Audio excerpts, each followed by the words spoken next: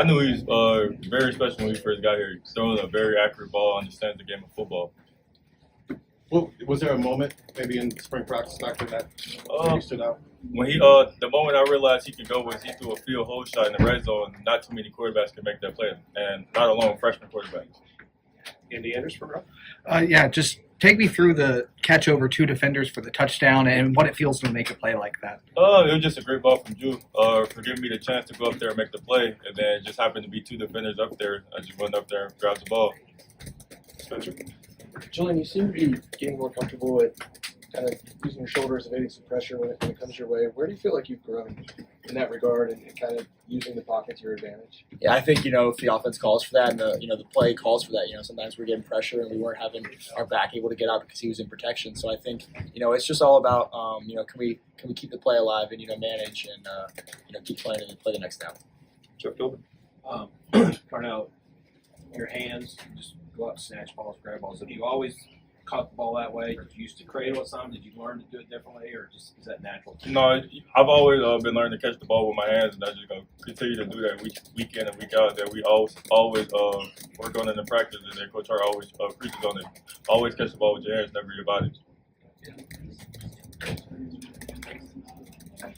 Over here, Cameron Tigron. Julian, Ryan was talking about, and obviously that defenses are trying to take away the deep ball from you guys. Let's go to Carnell. Seemed like a similar thing. Very small window, though, deep there. Just what did you see on that play that made you think, I can fit this ball in this tight window and he can go and make this guy? Yeah, he ran a great route, got the guy's feet stopped, and then, was able to you're talking about the first touchdown, correct? Yeah, he got the guy's feet to stop and then, re-accelerate and just, put it up high, give him a chance, and he made a great play. And, that's all we can ask for. Front row, Patrick Whitney. Julian, similar to the question Carnell was asked, when you got here, how quickly did you start to realize what Carnell gave you in the receiving game as a player? Yeah, I think, you knew about him coming in because, he had a great freshman year. But, just the route running, his hands, and ability to get open, you quickly see it on day one. And, it's evident in practice and in games. Carnell, what would you tell Heisman voters about the guy next to you? He's true. He's the Heisman winner. Ain't no question, if and without. Each and every week he go out there to prove to us why he's the Heisman winner. Second row, Dave Holmes. Hey, Julian, you go against the defense in practice. I'm curious what you think of the run. They're kind of on a heater right now, and what you see out of them. Yeah, it's a very good defense. I mean, Coach Patricia, they do a really good job. They give us some crazy looks. So I think, when we go out there on Saturday, we have a lot of confidence, going out there prepared because we've seen it all. I was just talking to Coach Patricia in the locker room today about a look that, the defense gave us, and he was like, I've given you some crazy looks in practice, and, you're prepared for it all. Front row, Bill Billis. Julian, when you hear what Carnell just said about the Heisman, you're 7 games into your career, really, as a starter. What do you think? Yeah, I'm really just playing one game at a time and trying to, do my best to, execute the offense and keep improving. I think our offense is all about just keep improving week by week, and we're not where we want to be yet. We want to be playing our best football in December, November.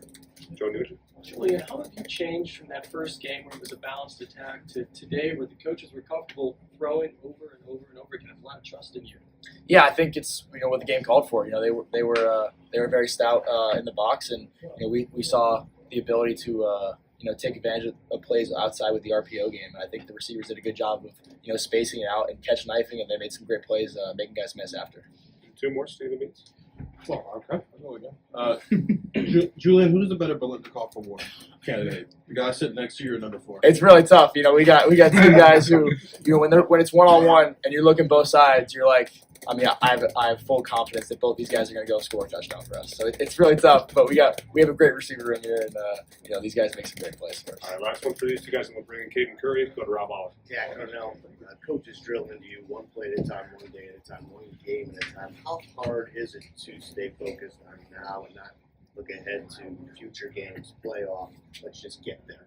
It's always hard. There's a lot of distractions out there in college football. A lot of teams out there are losing. A lot of things are at stake. But then you also got to live in the present moment. And you can't affect the future. You only can affect what's going on now. So we just got to play football now and then worry about what's going on now and what's in front of us, and not next week or a week after that.